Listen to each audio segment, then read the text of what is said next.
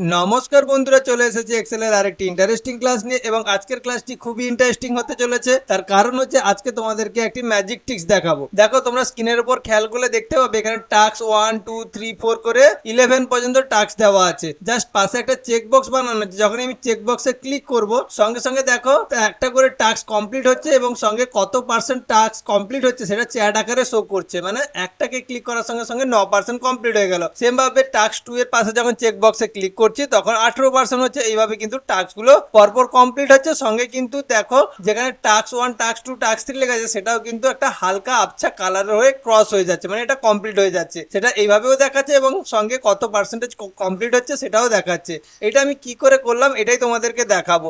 তো আশা করছি থিওরিটা ভালোভাবে বুঝে গেছো। তো চলো বেশি দেরি না করে প্র্যাকটিক্যালটা শুরু করি। শীট 2 তে আমি এরকম টাস্ক 1 টাস্ক 2 টাস্ক 3 এভাবে লিখে রেখেছি। এরপরে আমি কি করব, এখানে আমি চ্যাট বক্স আনবো। চ্যাট বক্স আনার জন্য প্রথমে আমাকে কি করতে হবে, ডেভেলপার মেনুতে যেতে হবে। দেখো অলরেডি ডেভেলপার মেনুতে আছি। যদি ডেভেলপার মেনু তোমাদের না থাকে, যে কোনো একটি মেনুর উপর রাইট ক্লিক করবে, তারপরে কাস্টমাইজ কুইক অ্যাক্সেস টুলবারসে যাবে, তারপর দেখবে এক্সেল অপশন একটি বক্স খুলে গেছে। তারপর সেখান থেকে কাস্টম রিবনসে ক্লিক করবে, তারপরে একদম ডান দিকে আসবে, দেখবে এখানে ডেভেলপার বলে একটি অপশন আছে। জাস্ট এখানে টিক চিহ্ন আমার দেওয়া আছে, যেহেতু আছে। যদি টিক চিহ্ন না থাকে তাহলে তোমাকে এইভাবে টিক চিহ্ন দিয়ে দিতে হবে এবং ওকে করে দেবে। দেখবে দিলে এরকম ডেভেলপার মেনু চলে আসবে। যাদের আছে তাদের আনার প্রয়োজন নেই, যাদের নেই এইভাবে কিন্তু আনতে হবে। এরপরে কি করবো, এই ডেভেলপার মেনু থেকে জাস্ট এই যে কন্ট্রোল যে গ্রুপটি রয়েছে সেখান থেকে তার মধ্যে যে ইনসার্ট অপশনটি আছে সেখানে ক্লিক করব। ক্লিক করার পরে দেখবে এখানে চেক বক্স আছে, চেক বক্সে ক্লিক করে জাস্ট চেক বক্সটা তৈরি করে নেব।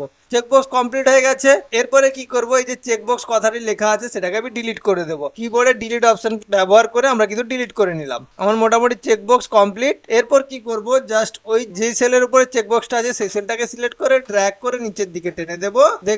দেখো প্রত্যেকটা কিন্তু টাস্ক 1 টাস্ক 2 টাস্ক 3 এর পাশে কিন্তু একটা করে চেক বক্স রেডি হয়ে গেছে। দেখো এই মুহূর্তে চেক বক্স কিন্তু কাজ করছে। এবার এই চেক বক্সকে একটা সেলের সঙ্গে আমি লিংক করাবো। যেই সেলের ভেতরে চেক বক্সটি রয়েছে তার সঙ্গেও লিংক করাতে পারো, অথবা সাইটে হেল্পার হিসেবে ব্যবহার করে লিংক করাতে পারো। আমি এখানে হেল্পার হিসেবে পাশের এই সেলগুলোকে নিয়ে নিব, যেগুলো সিলেক্ট করলাম এই সেলগুলোকে ব্যবহার করব। তাহলে এই চেক বক্সের সঙ্গে এই সেলকে লিংক করাবো। কিভাবে না, চেক বক্সের উপর রাইট ক্লিক করব। রাইট ক্লিক করার পরে ফরম্যাট কন্ট্রোলস অপশনটি আছে সেখানে ক্লিক করব। ক্লিক করার পরে দেখবে ফরম্যাট কন্ট্রোলস এর একটি বক্স খুলে যাবে। সেখান থেকে কন্ট্রোলস এর শেষে একদম অপশনটি আছে, সাথে অটো চয়েস হিসেবেই রয়েছে। যদি না থাকে ওখানে সিলেক্ট করে নেবে। তারপর কি করবে, সেল লিংক যেখানে আছে সেল লিংকে যে ঘরের পাশে যে বক্সটি আছে সেখানে সিলেক্ট করে যে সেলটার সঙ্গে তুমি লিংক করাতে চাইছো চেক বক্স, সেই সেলটাকে সিলেক্ট করে তার পাশের সেলটাকে লিংক করাতে চাইছি, তাহলে এখানে সিলেক্ট করে ওকে করে দিলাম। এবার যখন তুমি চেকবক্সে ক্লিক করবে দেখো ট্রু শো করছে, আবার চেকবক্স তুলে নিলে ফলস শো করছে। সেম ভাবে কিন্তু প্রত্যেকটাতে তোমাকে তৈরি করে নিতে হবে। সেম ভাবে আমি তৈরি করে নিই। জাস্ট রাইট ক্লিক করব, কন্ট্রোল ফরম্যাট কন্ট্রোলসে কন্ট্রোল থেকে জাস্ট সেলস লিংকের বক্সে ক্লিক করব, এখানে সেলটা থেকে সিলেক্ট করব, ওকে করব। এইভাবে প্রত্যেকটাতে করে নিচ্ছি। টাস্ক নম্বর 11 তার উপর রাইট করে ফরম্যাট কন্ট্রোলে সিলেক্ট করব, তারপর ফরম্যাট কন্ট্রোল আসবে, লাস্টে যে কন্ট্রোল অপশনটি সিলেক্ট করে জাস্ট সেলস লিংকের ভেতরে তার পাশের সেলটিকে সিলেক্ট করে ওকে করে দেব।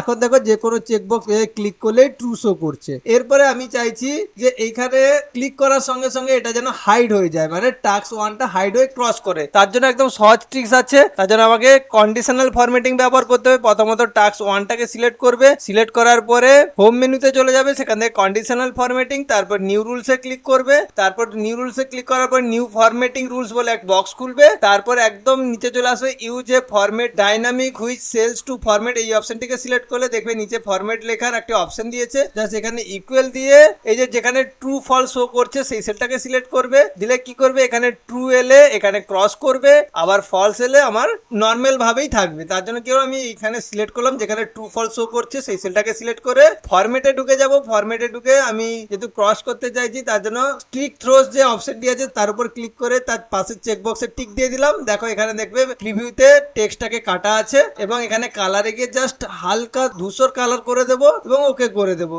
আবার ওকে করে দেবো। এতে কি হয় দেখো টাস্কটা সুন্দরভাবে ইউজ হচ্ছে। যখন আমি ক্লিক করছি তখন এটা ধূসর হয়ে এটা ক্রস পড়ে যাচ্ছে, আবার যখন ক্লিক করে তুলে দিচ্ছি তখন কিন্তু ঠিক হয়েছে। এভাবে সবগুলোতে করে নেবে। এরপর যেটা মেন টপিক সেটা হচ্ছে তোমার ট্রু ফলস কে ক্যালকুলেশন করা। এটা কি করে করব এটা তোমাদেরকে দেখিয়ে দিই। এর জন্য কি করব, এখানে ট্রু আর ফলস কে কাউন্ট করে নেব। ট্রু আর ফলস কে কাউন্ট করার জন্য এখানে জাস্ট ইকুয়াল দেবো। ইকুয়াল দেওয়ার পরে কাউন্ট ইফ ফর্মুলাকে কল করব। কাউন্ট ইফ ফর্মুলাকে কল করলাম, কাউন্ট ইফ ফর্মুলাকে কল করার পর ব্র্যাকেট শুরু করব এবং আমি প্রথমে চাইছি যে ফলস গুলোকে কাউন্ট করতে। তার জন্য কি করবো, পুরো রেঞ্জটাকে সিলেক্ট করে নেব। এই সেলের ভেতরে সবগুলোই ফলস লেখা আছে, তাহলে আমি কি করবো, এখান থেকে ফলস কে কাউন্ট করার জন্য কি করব, কমা দিয়ে ক্রাইটেরিয়া দিয়ে দিব ডবল কোটেশনের ভেতরে ফলস এবং ডবল কোটেশন শেষ করলাম। এতে কি হয়, কাউন্ট ইফ কি করবে, শুধুমাত্র ফলস গুলোর সংখ্যা এই সেলের ভেতর দেখিয়ে দিবে। ব্র্যাকেট শেষ করলাম, এন্টার মারলাম। দেখো এই মুহূর্তে ফলস গুলো শো করা আছে। যখন আমি টিক মারছি তখন কিন্তু যখনই ট্রু চলে আসছে, টিক মারার সঙ্গে সঙ্গে ট্রু চলে আসছে এবং কি করছে, কাউন্ট একটা করে মাইনাস করে দিচ্ছে। সেম ভাবে আমি ট্রুরও কাউন্ট করে নেব, ইকুয়াল দেবো কাউন্ট ইফ ফর্মুলাকে কল করলাম, ব্র্যাকেট শুরু করলাম, পুরো রেঞ্জটাকে সিলেক্ট করে এখান থেকে কমা দিয়ে শুধুমাত্র ট্রু গুলোকে কাউন্ট করবো। ডবল কোটেশনের ভেতরে কি দেবো, ট্রু দিলাম, ডবল কোটেশন শেষ করলাম, ব্র্যাকেট শেষ করলাম, এন্টার মারলাম। দেখো এই মুহূর্তে ট্রু দুটো শো করছে। তাহলে কি হচ্ছে, আমি যখন টিক মারছি তখন কি হচ্ছে, এদিকে ফলস একটা করে মাইনাস হচ্ছে, ট্রু একটা করে প্লাস হচ্ছে। তাহলে এখান থেকে চ্যাট খুব সহজেই আমরা তৈরি করতে পারবো। তাহলে কি করবো, চ্যাট তৈরি করার জন্য এই দুটো নাম্বারকে সিলেক্ট করে নেব। সেখান থেকে আমরা চলে যাব ইনসার্ট অপশন থেকে চলে যাব এই যে চ্যাটস এর গ্রুপ আছে, সেখান থেকে আমরা চলে যাব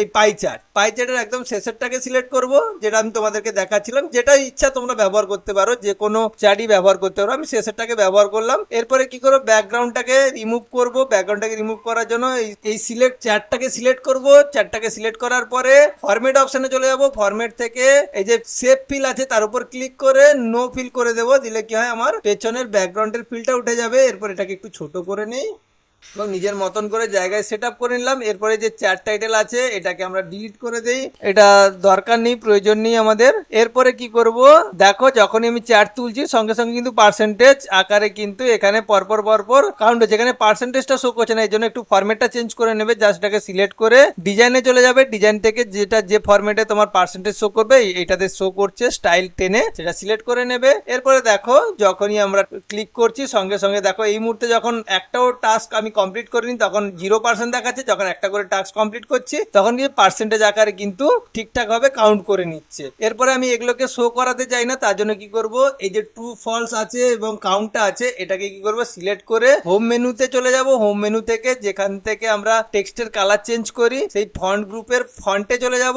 ফন্ট কালারে সেখান থেকে কি করব, হোয়াইট করে দেবো। হোয়াইট করে দিলে টেক্সটটা কি হয়, টেক্সটটা ব্যাকগ্রাউন্ডের সঙ্গে মিক্সড হয়ে গেল এবং খুব সহজেই আমরা কিন্তু এবার ব্যবহার করতে পারছি এবং সঙ্গে এগুলো হাইড হয়ে যাচ্ছে। তাই না, এটা একটা মজার ক্লাস, তাই না? আশা করছি আজকের ক্লাসটি খুবই ভালো লেগেছে। এই ধরনের আরো মজার ক্লাস নিয়ে চলে আসবো, এর জন্য অবশ্যই সাপোর্ট করো। অসংখ্য ধন্যবাদ, বাই।